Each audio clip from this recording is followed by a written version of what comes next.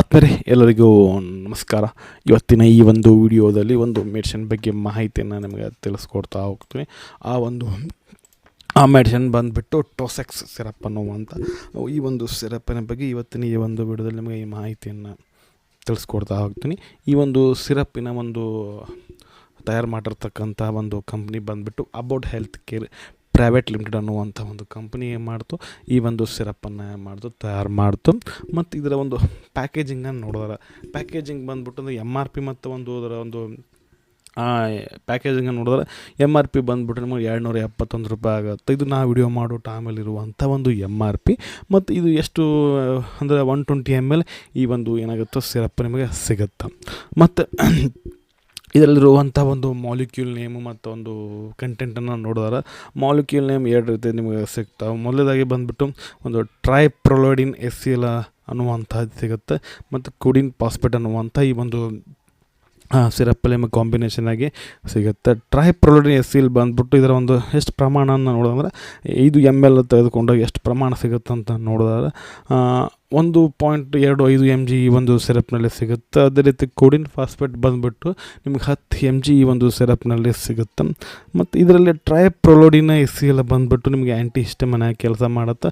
ಕೋಡಿನ್ phosphate ಬಂದುಬಿಟ್ಟು ನಿಮಗೆ ಪೇನ ಅಂದರೆ ಸಿವಿಯರ್ ಪೇನ್ ಅಂದರೆ ನಾರ್ಮಲ್ ಪೇನಿಗೆ ಕಡಿಮೆ ಆಗುತ್ತೆ. ಮತ್ತು ಮೈಲ್ಡ್ ಟು ಮಾಡ್ರೇಟ್ ಪೇನಿಗೆ ಈ ಒಂದು ಸಿರಪ್ಪನ್ನು ಕೊಡ್ತಾರೆ. ಅದ್ರ ಜೊತೆ ಇಲ್ಲ ಅಂತಂದರೆ ಏನಾಗುತ್ತೆ ಒಂದು ಡ್ರೈ ಕಾಫಿಗೂ ಸಹ ಈ ಒಂದು ಸಿರಪ್ ಅದಕ್ಕೂ ಸಹ ಬರುತ್ತೆ. ಮತ್ತು ಫ್ಲೇವರ್ ಬಂದುಬಿಟ್ಟು ಈ ಒಂದು ಸಿರಪ್ನಲ್ಲಿರುವಂಥ ಒಂದು ಫ್ಲೇವರ್ ಬಂದುಬಿಟ್ಟು ರಾಸ್ಬೆರಿ ಅನ್ನುವಂಥ ಒಂದು ಫ್ಲೇವರ್ ಈ ಒಂದು ಸಿರಪ್ಪಲ್ಲಿ ಸಿಗುತ್ತೆ. ಮತ್ತು ಒಟ್ಟಾರೆಯಾಗಿ ಈ ಒಂದು ಸಿರಪ್ ಯಾವುದಕ್ಕೆಲ್ಲ ಯೂಸ್ ಆಗುತ್ತಂತ ನಾವು ನೋಡಿದ್ರೆ ಒಟ್ಟಾರೆಯಾಗಿ ಒಂದು ಸಿರಪ್ ಬಂದುಬಿಟ್ಟು ನಿಮಗೆ ಇದಕ್ಕೆ ಮೇನ್ಲಿ ಈ ಒಂದು ಸಿರಪ್ ಕೊಡೋದಾದ್ರೆ ಅಂತ ಡ್ರೈ ಕಫಿಗೆ ಈ ಒಂದು ಸಿರಪ್ ಏನು ಮಾಡ್ತಾರೆ ಡಾಕ್ಟರ್ಗಳು ಬರೆದು ಕೊಡ್ತಾರೆ.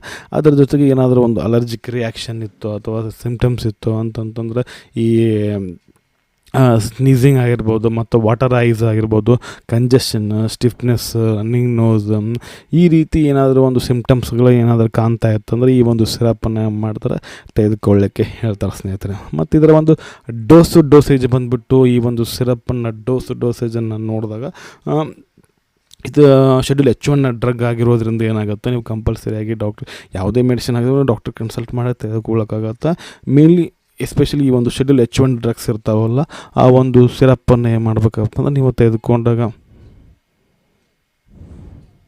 ಸಿರಪ್ಪನ್ನು ನೀವು ಏನು ಮಾಡ್ಬೇಕಂತ ಡಾಕ್ಟರ್ ಕನ್ಸಲ್ಟ್ ಮಾಡಿ ತೆಗೆದುಕೊಳ್ಳಬೇಕಾಗತ್ತೆ ಈ ಒಂದು ಸಿರಪ್. ಮತ್ತು ಇದು ಇನ್ ಜನರಲ್ಲಾಗಿ ಹೇಳೋದಾದ್ರೆ ಈ ಒಂದು ಸಿರಪ್ಪನ್ನು ನಿಮಗೆ 5 ml ನಿಮಗೆ ಬೆಳಗ್ಗೆ ಒಮ್ಮೆ ರಾತ್ರಿ ಒಮ್ಮೆ ತೆಗೆದುಕೊಳ್ಳೋಕ್ಕೆ ಹೇಳ್ತಾರೆ. ಅಥವಾ 2.5 ml ಬೆಳಗ್ಗೆ ರಾತ್ರಿ ತೆಗೆದುಕೊಳ್ಳಿಕ್ಕೆ ಹೇಳ್ತಾರೆ. ಅದು ಅದರ ಒಂದು ಪೇಷಂಟಿನ ಒಂದು ಕಂಡೀಷನ್ ಮೇಲೆ ಮತ್ತು ಒಂದು ಯಾವ ರೀತಿ ನಿಮ್ಮ ಬಾಡಿ ರೆಸ್ಪಾನ್ಸ್ ಮಾಡುತ್ತಾ ಆ ಒಂದು ಡಿಪೆಂಡ್ ಅಪಾನ್ ಆ ಒಂದು ರೆಸ್ಪಾನ್ಸ್ ಮೇಲೆ ಏನು ಮಾಡಿದ್ರೆ ಈ ಒಂದು ಸಿರಪ್ಪನ್ನು ತೆಗೆದುಕೊಳ್ಳಿಕ್ಕೆ ಹೇಳ್ತಾರೆ ಸ್ನೇಹಿತರೆ.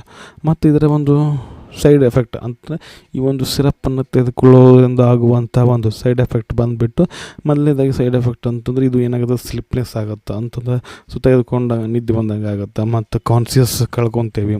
ಅದೇ ರೀತಿ ನಾಸಿಯಾ, ವಾಮಿಟಿಂಗ್, ಇದು ಡಿಸಿನೆಸ್ ಈ ರೀತಿ ಇದರ ಒಂದು ಸಿರಪ್ಪನ್ನು ತೆಗೆದುಕೊಳ್ಳೋದ್ರಿಂದ ಆಗುವಂಥ ಒಂದು ಸೈಡ್ ಎಫೆಕ್ಟ್ ಆಗಿರುತ್ತೆ ಸ್ನೇಹಿತರೆ. ಇದಾಗಿತ್ತು ಇವತ್ತಿನ ಒಂದು ವಿಡಿಯೋ. ಈ ಒಂದು ವಿಡಿಯೋ ನಮಗೆ ಹೆಂಗೆ ಅನಿಸ್ತು ಅಂತ ಕಮೆಂಟ್ ಮಾಡಿ. ವಿಡಿಯೋ ಇಷ್ಟ ಆಗ್ತಂದ್ರೆ ಒಂದು ಲೈಕ್ ಮಾಡಿರಿ, ಆದಷ್ಟು ಒಂದು ವಿಡಿಯೋನ ಶೇರ್ ಮಾಡಿರಿ ಅಂತ ಹೇಳ್ತಾ ಮತ್ತೆ ಮತ್ತೊಂದು ವಿಡಿಯೋದಲ್ಲಿ ಮತ್ತೆ ಸಿಗ್ತೀನಿ. ಅಲ್ಲಿವರೆಗೂ ಬಾಯ್. Thanks for watching. ಆರೋಗ್ಯ ನಮ್ಮ ಕೈಯಲ್ಲಿ.